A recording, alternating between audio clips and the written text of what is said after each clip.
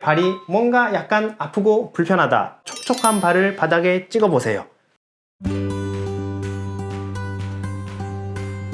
안녕하세요. 두발로병원 정형외과 전문의 이면우입니다.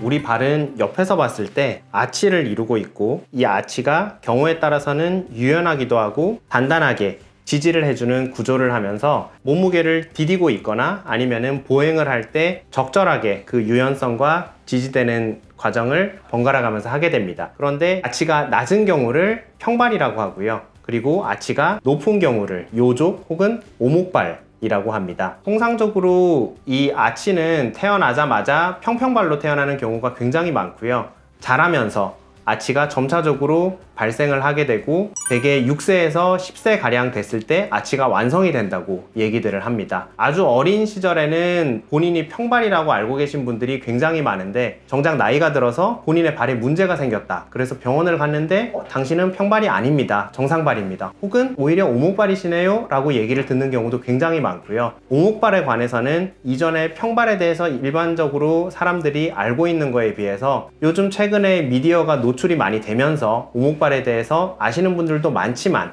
상대적으로 평발에 비해서는 인지도가 떨어지는 것이 사실입니다.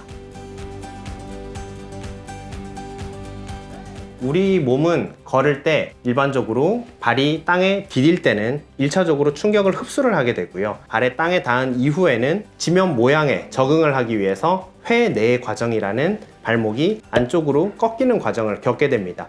그런데 이런 회내 과정이 평발의 경우에는 회내가 과도하게 이루어지고 그 회내의 시간이 길어지게 되면서 이 족저, 다리 아치 부분 아래쪽에 있는 부분 쪽에 상당히 많은 스트레스가 가해지게 되고 과도한 압력이 가해지면서 우리 발의 내재근 부분에 피로가 굉장히 빨리 오게 되고, 그래서 오래 걷기가 힘들어지고 적극적인 운동을 하기 힘들어지는 경우가 굉장히 많습니다. 그래서 족저근막이 과도하게 스트레스를 받게 되면서 아래쪽에 통증이 유발되기도 하고요. 회내가 심하게 되면은 후경골근 건이라고 하는 발목 내측을 지나는 근육 그리고 힘줄 부분에 과도하게 무리가 가면서 염증이 생기거나 통증을 유발하기도 합니다. 요족은 어찌 보면 이해하기가 더 쉽습니다. 우리가 일반적으로 디뎌야 되는 이 발 면적에 비해서 요족은 아치가 높아지게 되면 발 뒤꿈치 부분 그리고 앞꿈치 부분으로 면적을 딛게 되면서 우리 전체의 몸무게가 있으면 원래 디뎌야 되는 면적보다 좁은 면적으로 디디게 되겠죠. 그러면은 앞꿈치, 뒤꿈치 쪽은 평소보다 큰 압력이 주어질 테고, 그로 인해서 염증성 변화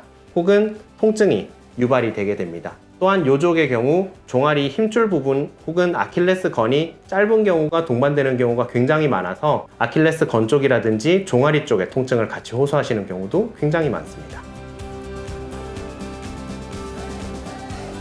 요족이나 평평족은 그 정도가 굉장히 심한 경우에는 육안으로도 확인이 가능합니다. 그렇지만 그 정도가 그렇게 심하지 않고 미세한 경우에는 육안으로 확인하기 힘든 경우가 많습니다. 그런 경우에는 본인이 쉽게 알아볼 수 있는 방법이 몇 가지 있는데요. 일단 첫 번째로는 샤워를 하고 나와서 본인 발이 물기가 촉촉할 때 마른 마룻바닥을 디뎌보세요. 그러면은 발자국이 남겠죠. 그 발자국을 보셨을 때 발바닥 안쪽 아치 부분이 많이 닿여 있다. 그래서 발바닥 면적이 넙대대대하게 나오면은 평발일 가능성이 크고요. 반대로 아치 부분이 닿이지 않고 바깥쪽 부분만 많이 땅에 닿여 있다. 이러면은 요족일 가능성이 훨씬 큰 거죠.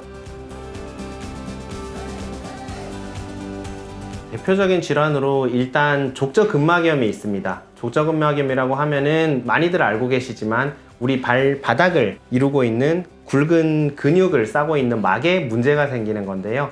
이 경우에는 많은 하중이 가해지거나 스트레칭이 가해지면서 이 부분에 염증적인 변화가 생기고, 그럼 염증적인 변화로 인해서 퇴행성 변화 혹은 섬유화가 이루어지면서 통증이 계속해서 유발이 되는 겁니다. 다음으로 중족골염 혹은 종자골염이 있습니다. 발 앞부분, 앞꿈치라고 부르는 이 부분이죠. 이 부분 쪽에 통증이 유발되는 경우인데요. 대표적으로 압력이 앞부분에 많이 걸리게 되면서 눌려가지고 염증성 반응이 생기고 퇴행성 변화 혹은 섬유화가 이루어지면서 통증이 유발되는 질환입니다. 본인의 증상이 심한 경우에는 영상이 경미하거나 발 모양이 심하게 이상하지 않더라도 적극적인 치료가 필요합니다. 여기서 적극적인 치료라고 하면은 일단 1차적으로는 보존적인 치료를 해볼 수 있는데요. 보존적인 치료는 비수술적인 방법으로 약물 치료라든지 아니면은 물리치료 등이 있을 수 있습니다. 그리고 추가적으로 혼자서 해볼 수 있는 여러 가지 운동 방법이 있는데요. 중요한 한 가지 운동 방법이 바로 발 내재근 운동입니다. 발 내재근이라고 하면은 발 안에 있는 조그마한 근육들을 얘기를 하는 건데요. 발가락을 벌렸다가 오므렸다가 하는 동작이라든지 휴지가 떨어졌을 때 발가락으로 꼬집어 가지고 짚는다든지 그런 행동들 다들 한번 해보셨을 텐데 자기도 모르게 하고 있는 내재근 운동이라고 생각을 하시면 됩니다. 그래서 이런 내재근이 강화가 될수록 발에 어떤 약간의 변형이 있거나 문제가 있더라도 근육으로 그거를 커버해 줄 수 있게 되는 거죠. 그러면은 증상 부분에서도 어느 정도 호전을 보실 수도 있고 어느 정도는 예방을 할 수도 있는 겁니다. 두 번째로는 평평족도 그렇고 요족도 그렇고 종아리 힘줄 부분이 짧아져 있는 경우가 상당히 많습니다. 그러면은 이거를 스트레칭을 시켜주면 되겠죠. 그 스트레칭을 해줄 수 있는 방법으로 두 다리를 앞뒤로 벌리신 상태에서 손은 벽을 짚으셔도 되고요. 허리춤에 올려놓으셔도 됩니다. 그 상태에서 뒷다리에 종아리가 당긴다는 느낌으로 아래로 지그시 눌러서 아 여기가 당기고 있다 라는 느낌만 들게 주시면 됩니다. 그래서 그 동작들을 여러 번 하실 필요도 없고 생각나실 때마다 일상생활에서 양치를 하시면서 하셔도 되고요. 아니면은 지하철을 기다리시거나 버스를 기다리시면서 잠깐 포즈는 이상하겠지만 하시면은 본인 발에는 굉장히 큰 도움이 되실 수 있습니다. 경청해 주셔서 감사합니다.